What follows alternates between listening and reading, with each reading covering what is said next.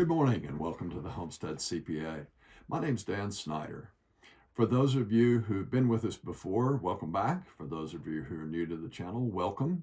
Today we're going to be covering part 12 of a 15-part video series on accounting, tax, and legal issues for homesteaders. And very importantly, I'd like to talk today about why I've been doing these videos, because today's topic is, how do I find an advisor? Whether that's a tax advisor, a legal advisor, an accounting advisor, somebody to help me with insurance. Now, I've spoken to a number of YouTubers, homesteaders, and many of them have the same story. They couldn't find anybody, and they spent 4 or 5 years teaching their advisors what they needed to know to be able to properly help them.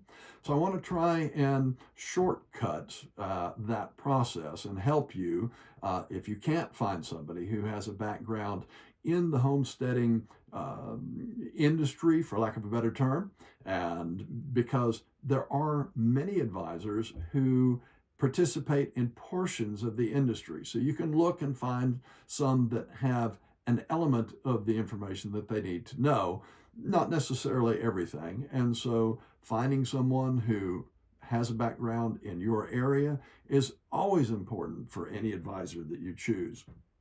So while homesteading does have some unique issues involved, basically it's a business to the extent you're trying to make a profit from it.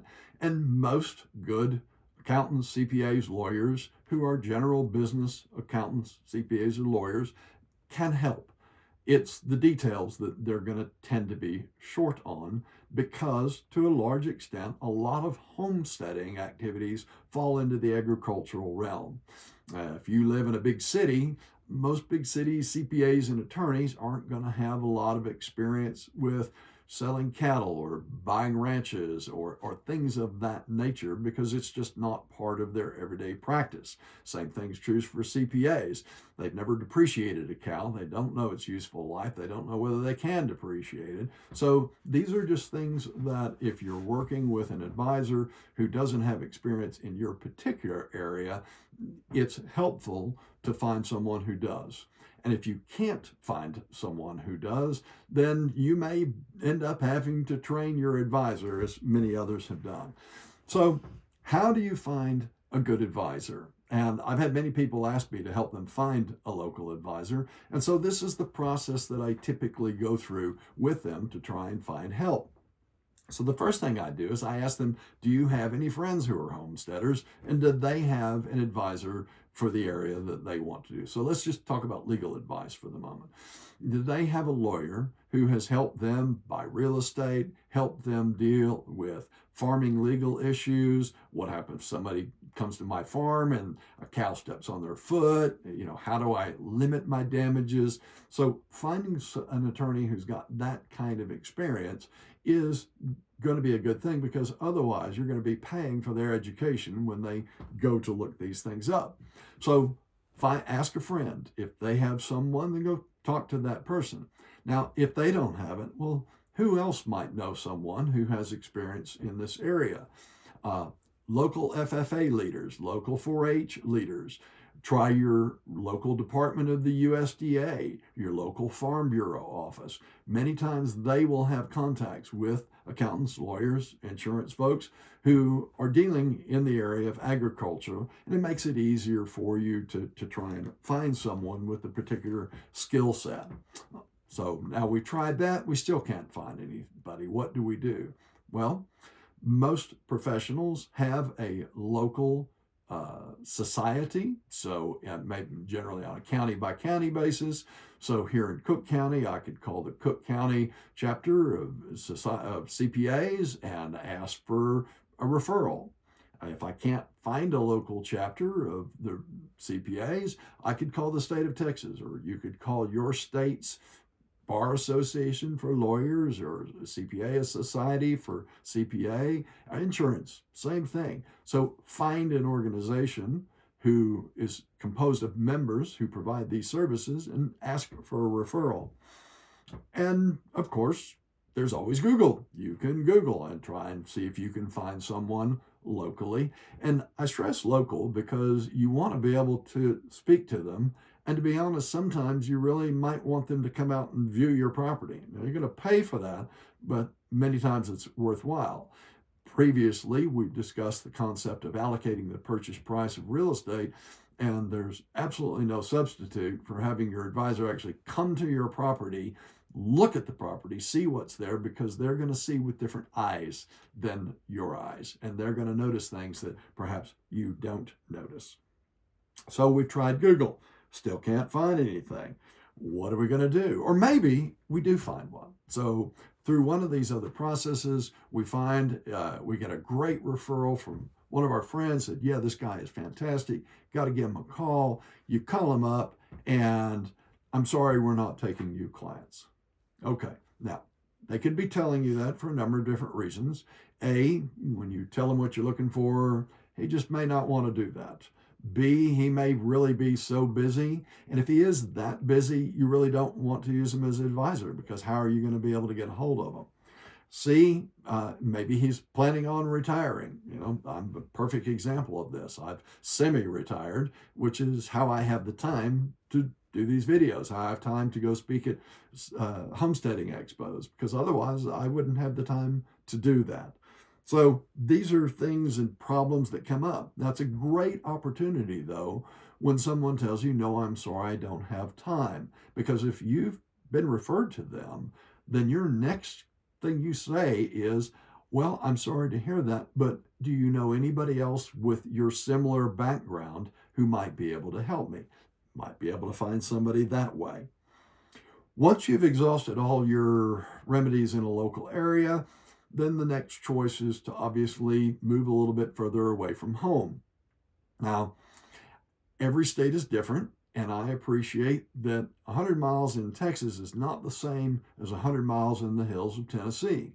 And so going 100 miles in Texas is what we do to go to the grocery store. Going 100 miles in Tennessee at slow speeds through winding mountains might take half a day. So these are why you don't necessarily want to get too far away. You may need to go to the next larger town or city where you can start this process over again to see if you can find someone who can help. Sadly, ultimately, you just may not be able to find someone. So then what do you do? I've said this before, and I'll say it again, probably till I fully retire, but record keeping and communication are the two ways that you get the best results from any advisor, whether they know anything about your industry or not.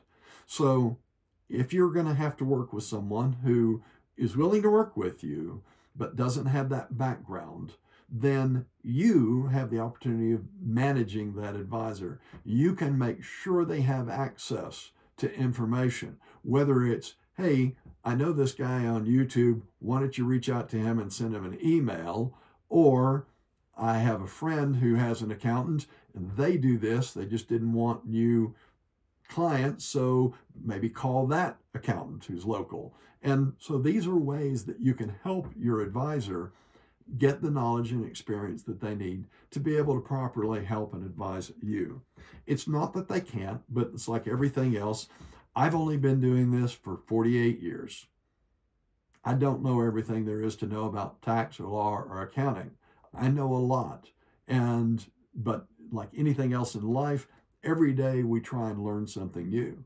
So a good advisor is actually going to want to learn, assuming he thinks there's an opportunity to make some money and maybe even break into a new industry to help grow his practice. Now, the key to all of this is timing. It's like everything else in life. When do you go to try and find a new tax advisor, for example? Well, I can tell you when you don't go. You don't go between January 15th and April 15th because they're not even going to likely answer the phone to somebody who's not already a client. After April 15th, they're still quite busy. There's a bit of a slowdown. June, early July, that's a good time to be making initial outreaches to possible advisors.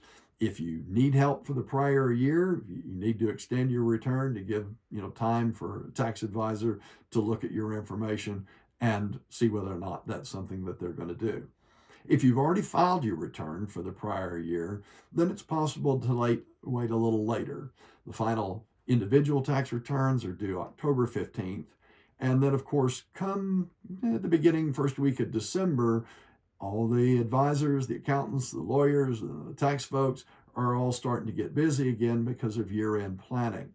So from October 15th through the end of November is also a good time. So you've got 2 6-week windows, which are really the best time that you have to be able to reach out to an advisor who's going to have some downtime, who's not going to be absolutely swamped at that time of year. And if you communicate effectively with them, you've got a much better chance of finding the one who can help you and do a good job. At the last possibility, if you just can't find it, you've tried all of these things, then you do like many people have done, and you shoot me an email and say, hey, Dan, I have tried. I'm looking to find some help. Can you please give me a hand trying to find someone? I've done all these other things, and I just can't find somebody. It may be that we can help with a local advisor by providing a little bit of the background of the industry.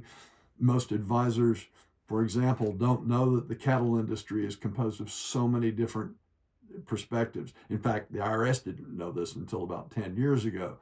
No one understood that there was a cow-calf operation, which was different from a feeder operation, which was different from a feedlot. So all of these different types of activities, IRS and most advisors just think of it as cows, okay? But we know in the industry that's just not the case. So you can help me and you can help your advisor, like I said, by making sure that whenever you're providing them information, you've got good records and you communicate what it is you're doing very clearly so they can help you. With that, I want to thank you, and just remember, even Jesus paid taxes.